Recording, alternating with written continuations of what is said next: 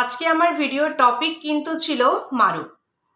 নবদম্পতি খুব ফরফর ফরফর করছে এবং তারা স্টেপ নেবে এরকম কিছু কথাবার্তা শোনা যাচ্ছে। একটা কথায় আছে না, যত খায় তত লবায়, মানে যে যত পায় সে বলে আরও দাও। তো সেই জন্য তাদেরকে নিয়ে আমি কিছু কথা বলতাম, বাট দেখলাম বিকেলবেলা করে আমার শিলিগুড়ির দিদিভাই একটি খুব সুন্দর আমাকে কমেন্ট করেছে এবং সেই কমেন্টে তার কিছু জিজ্ঞাস্য আছে। সেই কমেন্টে সে আমাকে কিছু প্রশ্ন রেখেছে। তাহলে এত সুন্দর কমেন্টের আমি রিপ্লাই না দিয়ে কি থাকতে পারি? তোমরাই বলো। তো hey guys, welcome back to my channel. কেমন আছো তোমরা সবাই? আশা করছি তোমরা সবাই খুব ভালো আছো এই গরমে। তোমাদের ভালোবাসায় আমরাও বেশ ভালো আছি।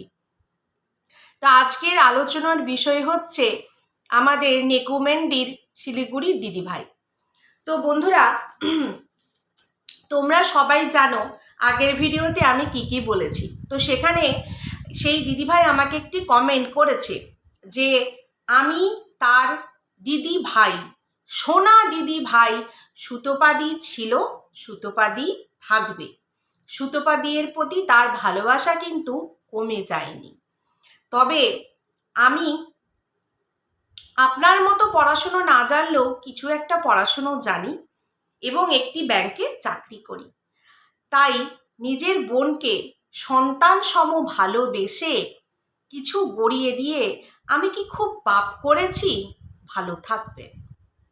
তো বলি, আপনার এই কমেন্ট সত্যি বিশ্বাস করুন মন ছুঁয়ে গেছে, মন ছুঁয়ে গেছে। তো এবার আপনাকে তাহলে আমি বলি, আপনি কোনো পাপ করেননি, কোনো পাপ করেননি। প্রথমের প্রশ্নটা জবাব দিই, সুতোপাদি তার সোনা দিদি ভাই থাকবে।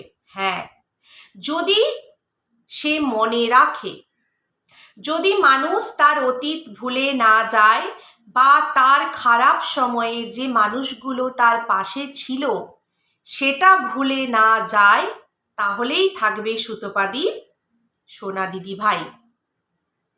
কারণ আপনি যাকে ভালোবেসেছেন, সন্তান সম বলে দাবি করছেন, সে আদেও আপনার সন্তান হওয়ার জন্য কতটা উপযুক্ত সেটা হয়তো আপনাকে ভাবতে দ্বিতীয়বার লাগবে।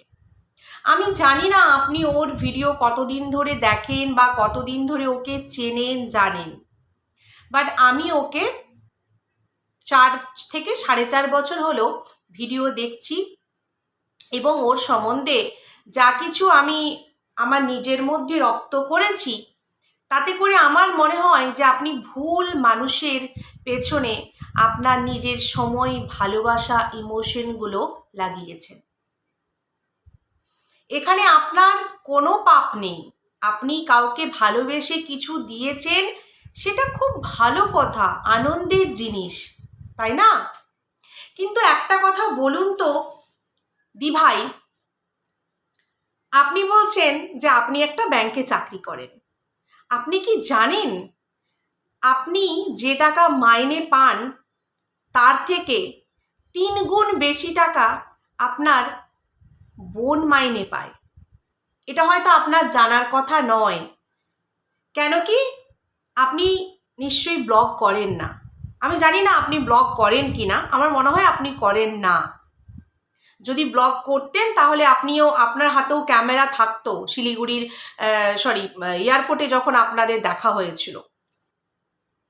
কেন কি ব্লগাররা বা কন্ট্রোভার্সি ক্রিয়েটাররা যদি একটা ভাইরাল ফ্রেজ পায় সেটাকে ক্যামেরাবন্দি করবে না? এটা কখনো হতে পারে? এটা কখনো হতে পারে না।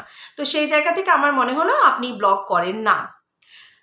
তো আপনার হয়তো আইডিয়া নেই, যাদের 1 লাখ ছুঁই ভিউ হয়, যাদের একটা 5 লাখের কাছাকাছি চ্যানেল, তারা সোশ্যাল মিডিয়া থেকে, শুধু ইউটিউব থেকে না, ইউটিউব, ফেসবুক, সোশ্যাল মিডিয়া থেকে কত টাকা ইনকাম করে এটাই আপনাদের জানা নেই।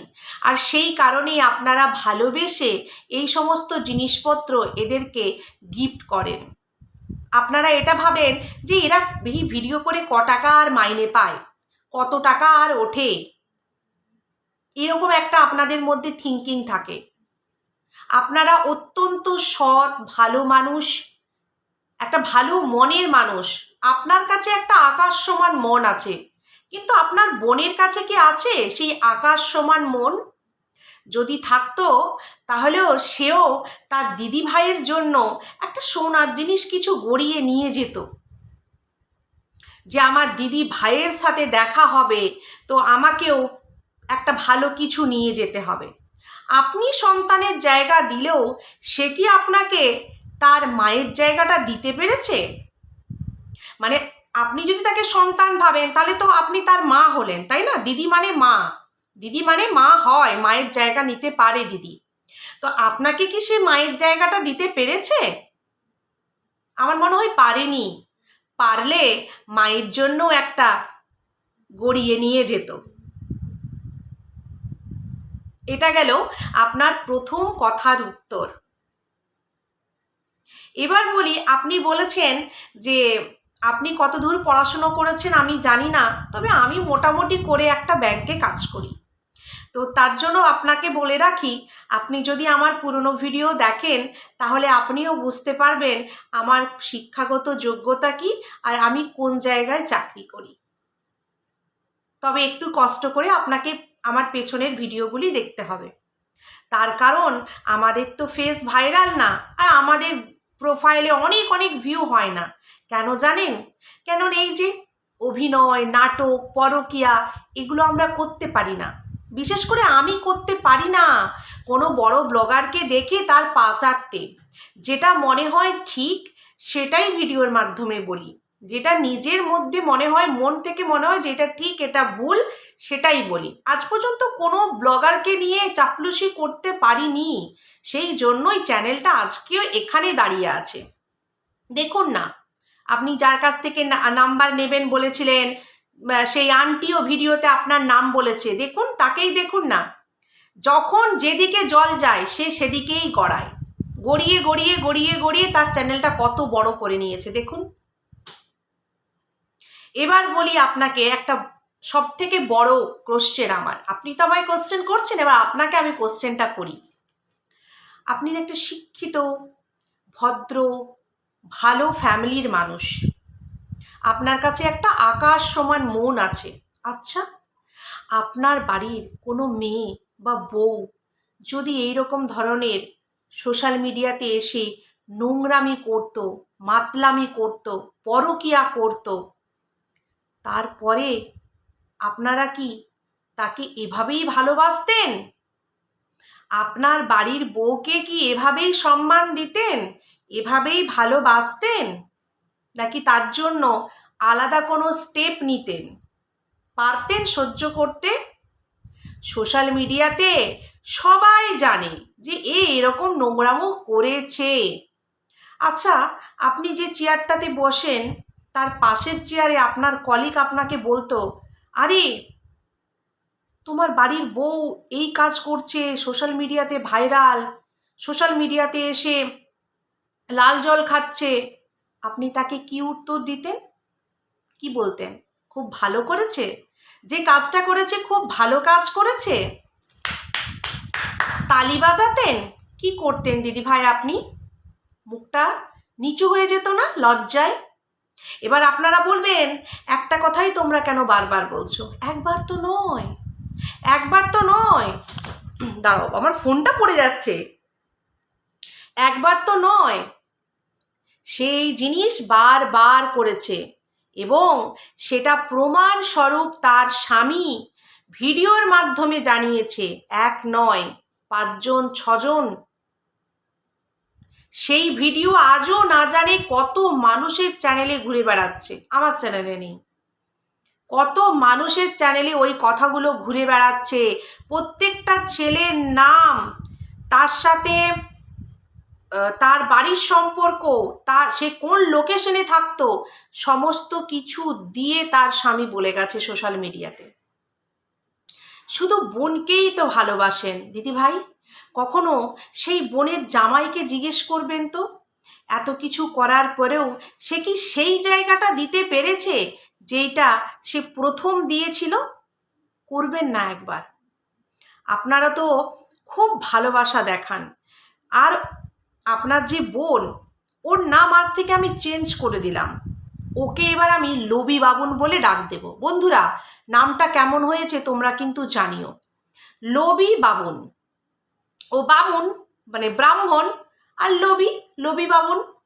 না, লোভী বাবুন বলাটা কি ঠিক হবে?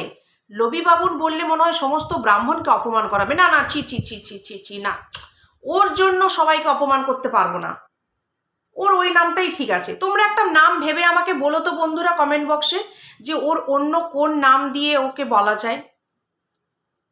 তো দিদি ভাই, আশা করি আপনার সব প্রশ্নের উত্তর আপনি পেয়ে গেছেন। দেখুন, এখানে আপনার কোনো পাপ নেই, আপনাকে কেউ খারাপ বলছে না। এখানে যে মানুষটাকে আপনি ভালোবেসেছেন, সে মানুষটা যে কতটা স্বার্থপর, কতটা মানে কি বলবো, আমার কাছে ভাষা নেই, সেটা তো আপনি কিছুদিনের মধ্যে বুঝতে পারবেন। দাঁড়ান, কিছুদিনের মধ্যে বুঝতে পারবেন। যখন যেখানে স্বার্থ থাকে সে সেখানেই থাকে, স্বার্থ শেষ সে শেষ। আপনি একটা কথা ভাবুন, আপনাকে আমার কথা বিশ্বাস করতে হবে না। আপনি নিজের মনকে আজকে রাত্রেবেলা ঘুমানো যাওয়ার সময় বা ঘুমানোর আগে মনে করবেন তো, যে তার নিজের মাকে পর্যন্ত অপমান করেছে, নিজের মায়ের সাথে পর্যন্ত খারাপ ব্যবহার করেছে, সেই মেয়ে আর যা হোক অন্য কারো হতে পারবে না। সে যখন তার নিজের রক্তের হতে পারেনি, সে অন্য কারো হতে পারবে না। এটা আমি আপনাকে বলে দিলাম, আপনি কথাটা আমার মিলিয়ে নেবেন। আজকে মাকে মেনে নিয়েছে কাদের জন্য? দাদা বৌদির জন্য। ওই সোনা দাদা সোনা বৌদি যদি ওকে না বলতো, এতদিন পর্যন্ত ওর মা লোকের বাড়িতেই থাকতো। বুঝলেন?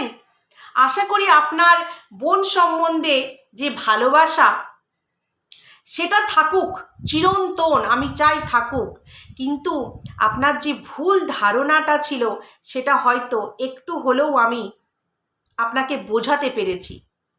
কথাগুলো আপনাকে বলা হয়নি, কথাগুলো বলা হয়েছে সেই ব্যক্তিকে, যেই ব্যক্তি অত্যন্ত লোভী।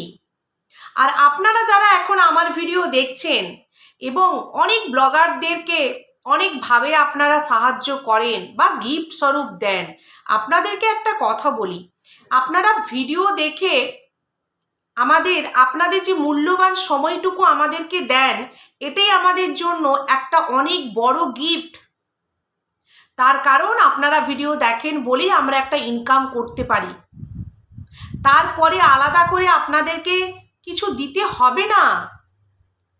আপনার বাড়িতে যদি কেউ একজন সরকারি কর্মচারী থাকে, সে যা মাসে ইনকাম করে তার থেকে দ্বিগুণ তিগুণ ইনকাম করে যারা সোশ্যাল মিডিয়াতে একটু ভাইরাল হয়েছে। আর সেই জন্যই তো বসিরহাটের মেয়ে এসি টিভি নিয়ে পালিয়ে আর অন্য কোথাও জায়গা পেল না, রানাঘাটে এসে জুটেছে। দেব, কালকে ওকে নিয়ে ভিডিও আসছে।